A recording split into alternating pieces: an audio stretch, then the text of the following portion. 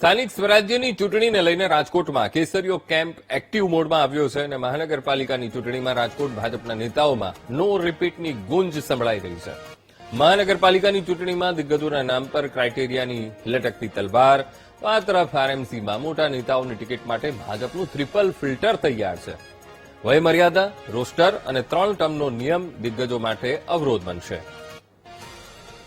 આજ મુદ્દે સંવાદદાતા ભાવેશ લાઈવ જોડાઈ ગયા છે। ભાવેશ, એક તરફ સ્થાનિક સ્વરાજ્યની ચૂંટણીને લઈને તૈયારીઓનો ધમધમાટ, ત્યારે રાજકોટમાં પણ ભાજપ અત્યારે એક્ટિવ મોડમાં જોવા મળી રહ્યું છે। કેવી તૈયારીઓ અને ખાસ કરીને જ્યારે સેન્સ પ્રક્રિયા પણ ચાલી રહી છે રાજકોટમાં, તો આજે બીજો દિવસ છે, કેવી કામગીરી થઈ રહી છે ત્યાં?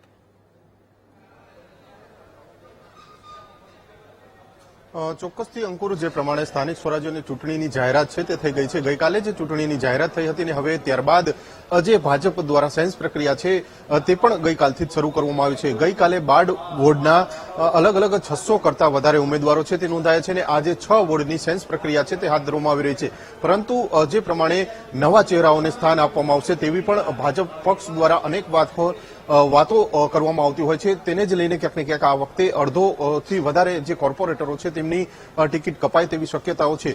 સામાન્ય રીતે જોવા જોઈએ તો વોર્ડ પ્રમાણે જોવા જોઈએ તો જે ભાજપના 72 કોર્પોરેટરો છે તેમાંથી 30 જેટલા આ કોર્પોરેટરોની ટિકિટ છે તે કપાય તેવી શક્યતાઓ છે તે માનવામાં આવી રહી છે। જ્યારે વોર્ડ નંબર 1 ની વાત કરવામાં આવે તો ભાનુબેન બાબરિયા છે તેઓ હાલ ધારાસભ્ય છે અને કેબિનેટ મંત્રી રહી ચૂક્યા છે। તેઓ પણ રાજકોટના વોર્ડ નંબર 2 માં તેઓ કોર્પોરેટર રહી ચૂક્યા છે અને તેમને ક્યાંક ટિકિટ ન મળે તેવી શક્યતાઓ છે। સાથે સાથે જે કહી શકાય છે કે દર્શિતા શાહ, ડોક્ટર દર્શિતા શાહ છે પશ્ચિમ વિધાનસભા બેઠકના ધારાસભ્ય છે, તેઓ પણ કોર્પોરેટર તરીકે યથાવત હતા, ત્યારે આ વખતે પણ તેમને ટિકિટ ન આપે, કારણ કે જે પ્રમાણે બંને જે મહિલાઓ છે તે ધારાસભ્ય છે। સાથે સાથે વોર્ડ નંબર 1 ની વાત કરવામાં આવે તો દુર્ગાબા જાડેજા છે તેમની ટિકિટ કપાય તેવી શક્યતાઓ છે। મનીષ રાડિયા છે તેઓની વય મર્યાદાને કારણે ક્યાંક ને ક્યાંક તેમની ટિકિટ કપાય તેવી શક્યતાઓ છે। સાથે સાથે બાબુ ઉધરેજા છે, કુસુમબેન ટેકવાણી છે, અલ્પાબેન દવે છે, તેમની પણ ટિકિટ કપાય તેવી શક્યતાઓ છે। નૈનાબેન પેઢડિયા જેઓ રાજકોટના મેયર રહી ચૂક્યા છે અને તેમના જ જે કાર્યકાળમાં ટીઆરપી ગેમ ઝોન થયો હતો અને ત્યારબાદ તેઓ પોતાના પતિના ગેરકાયદેસર બાંધકામને લઈને વિવાદમાં આવ્યા હતા, એટલે કે આ વખતે ભાજપ પક્ષ છે તે વિવાદોથી દૂર રહે તેવી શક્યતાઓ છે ને એટલે કે નૈનાબેનની ટિકિટ છે, મેયરની ટિકિટ છે તે પણ કપાય તેવી શક્યતાઓ છે તે માનવામાં આવી રહી છે। સાથે સાથે જે પરેશ પીપળિયા છે સામાકાંઠા વોર્ડ વિસ્તારના તેઓ કોર્પોરેટર રહી ચૂક્યા છે અને તેમની પણ ટિકિટ કપાય તેવી શક્યતાઓ છે।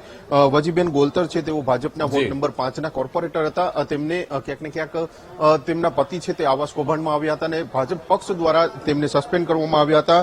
સાથે સાથે જે ચેતન સુરેજા છે ટીપી શાખામાં તેઓ ચેરમેન હતા અને ત્યારે જ ટીઆરપી ગેમ ઝોન થયું હતું અને તે સમયને લઈને ક્યાંક આ પ્રકારે ટિકિટ કપાઈ શકે તેવી શક્યતાઓ છે। વોર્ડ નંબર 13 માં પણ જયાબેન ડાંગર છે, સોનલબેન સોનારા છે અને સુરેન્દ્રસિંહ વાળા છે, આ લોકોની ટિકિટ કપાય તેવી પૂરેપૂરી શક્યતાઓ છે તે હાલ તો અંકુર માનવામાં આવી રહી છે। જી બિલકુલ ભાવેશ, સમગ્ર માહિતી સાથે જોડાવા બદલ આપનો આભાર।